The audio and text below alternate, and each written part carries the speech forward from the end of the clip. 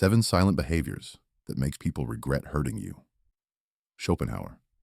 There's a man sitting alone in his room, not crying, not ranting, not seeking revenge, just silent. And here's the part that no one around him ever notices.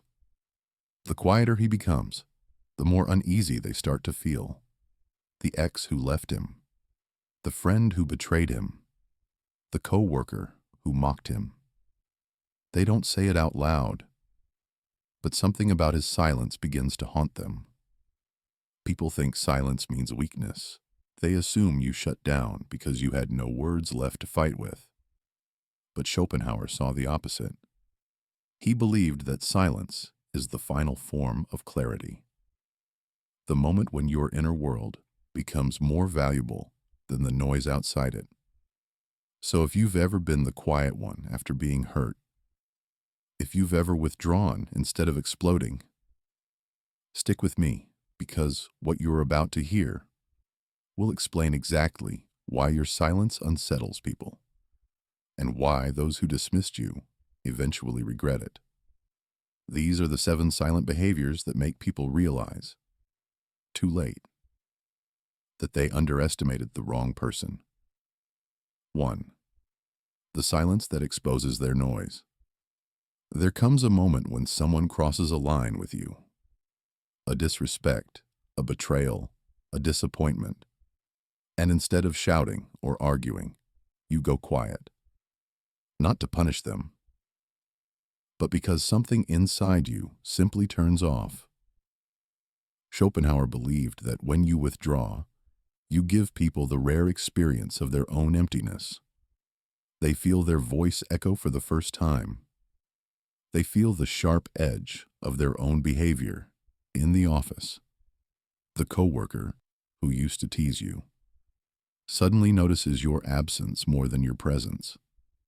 In your home, the person who took your patience for granted suddenly realizes patience was the only thing holding everything together.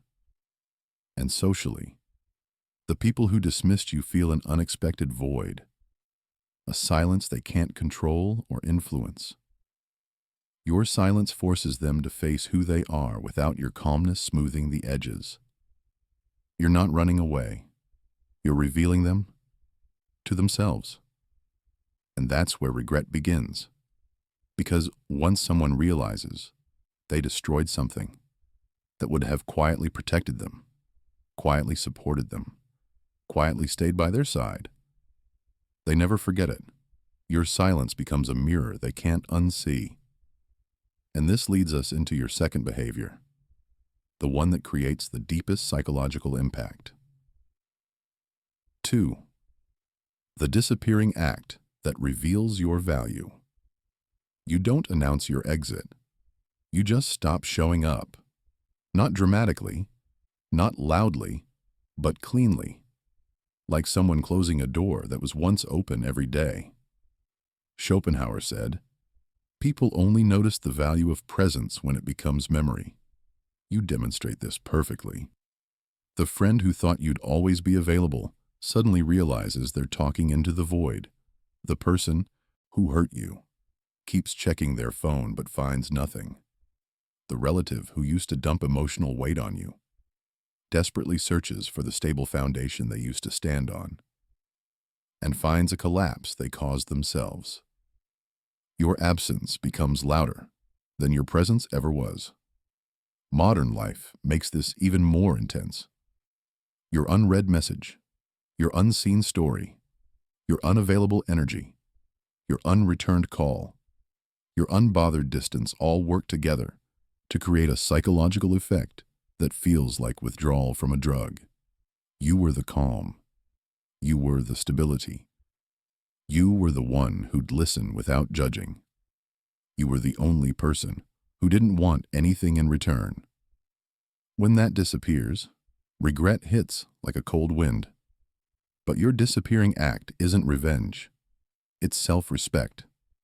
And the moment you disappear, the third behavior comes alive, the one that tears through people's ego. 3. The emotional unavailability. that shatters their control. Most people don't want you. They want access to you. Control over your emotions, influence over your reactions. But when someone hurts you deeply, something internal disconnects. And suddenly, you become unreadable, unreachable, untouchable. This emotional neutrality terrifies them. You're no longer reactive. You're no longer wounded. You're no longer confirming their importance through your pain. You're simply unfazed. Schopenhauer said that emotional detachment is the highest form of strength because it cuts the strings people use to manipulate you. In a world addicted to emotional chaos, your calmness becomes their punishment. At work, the person who gossiped about you can't understand why your eyes no longer flinch. In the family, the person who expected you to chase validation suddenly feels irrelevant. And in relationships, the person who hurt you feels the sting of no longer being able to influence your mood. You're not cold. You're free. And nothing creates regret faster than realizing they no longer have emotional access to the person who once cared. Which brings us to the fourth behavior, the one that destroys the illusion they had of you. 4. The upgrading silence. When you level up without announcing it. After someone hurts you, you don't chase revenge, you chase evolution. That's what makes people regret losing you more than anything. While they're busy telling themselves you'll come crawling back, you're busy improving your life quietly. Your routine strengthens. Your priorities sharpen. Your inner world expands. Your self-respect deepens. Your standards rise. Schopenhauer believed that solitude produces clarity, and clarity produces transformation. You don't talk about your growth. You don't post about it. You don't brag. You simply upgrade privately. Then one day, someone who once underestimated you sees you again, and they're forced to face the brutal truth. They didn't just lose you. They lost access to the person you became. This silent glow-up is a psychological earthquake.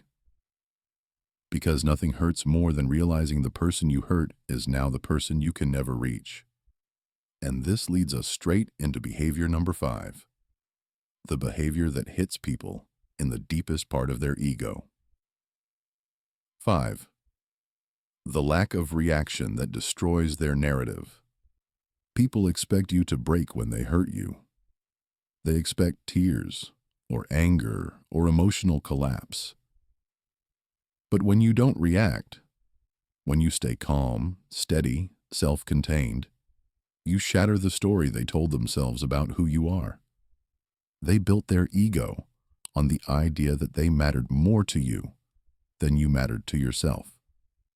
Your lack of reaction proves the opposite. Schopenhauer believed that nothing humiliates people more than discovering they don't have the power they assumed. Your stillness exposes their irrelevance. The coworker who insulted you expected drama. The ex who betrayed you expected emotional begging. The friend who disrespected you expected proof of your attachment. But what they get instead is indifference. That indifference doesn't just hurt. It haunts. Because now they have to face the truth. Your silence wasn't weakness. It was evidence you were never dependent on them. And from here, we move to behavior 6, the behavior that finalizes the regret. 6. The rebuilt boundaries that shut them out forever. This is the behavior nobody expects, the part that makes people truly regret everything. Once someone crosses a certain line with you, your boundaries restructure themselves permanently, not temporarily, not conditionally, permanently. You don't open the same doors twice. You don't give infinite access. You don't recycle broken trust. Schopenhauer said that wisdom is recognizing patterns early and refusing to suffer from the same illusions twice. Your boundaries become steel. You speak less. You share less. You trust less. You allow less. You expect less. And suddenly, the same person who once thought they could walk in and out of your life realizes they're standing outside a gate that will never open again. Their regret becomes a lifetime lesson. But the seventh behavior is the final one, the most devastating one. The behavior that makes people regret hurting you long after you've moved on. 7. The life you build that proves they were never needed. This is the behavior that completes the transformation. After all the silence, the withdrawal, the detachment, you rebuild your life in a way that proves you were never defined by who hurt you. You rebuild your peace. You rebuild your focus. You rebuild your identity. You rebuild your self-worth. You rebuild your future. And this is where Schopenhauer's deepest truth comes alive. He said that a person who finds sufficiency in their inner world becomes untouchable by the outer world. You become that person. You become someone who is no longer shaped by pain, no longer confused by loss, no longer controlled by guilt. People regret hurting you because you prove, through your silence, that they never broke you. They merely revealed you. They revealed your strength, your depth, your standards, your independence, your inner world. And when they finally understand who you actually were, you're already gone. The grand synthesis. Your silence was never emptiness. You were never quiet because you didn't have something to say. You were quiet because the world around you rarely deserved to hear it. You were never distant because you feared connection. You were distant because you sensed the truth behind people's intentions. You were never alone because no one wanted you. You were alone because you refused to dilute your soul for temporary comfort. Everything they mocked, everything they underestimated, everything they ignored, was in fact the precise reason they regret losing you. Your silence wasn't passive, it was protective. And the person sitting alone in the cafe, the one they misjudged, was never weak. He was someone who understood his value long before anyone else did, just like you. Final emotional resolution. So here we are, back to the beginning. A quiet figure in a noisy world, a still soul in a restless society, a silent presence surrounded by loud illusions. They misunderstood you then, but they won't misunderstand you now. Because your silence is your power. Your distance is your clarity. Your withdrawal is your awakening. You're not avoiding life. You're protecting the life within you. You're not weak. You're aware. You're not cold. You're conscious. You're not hard to love. You're hard to manipulate. And if anyone regrets hurting you, that regret belongs to them, not to you. You've outgrown the version of you they wounded. You've stepped into the strength your silence built.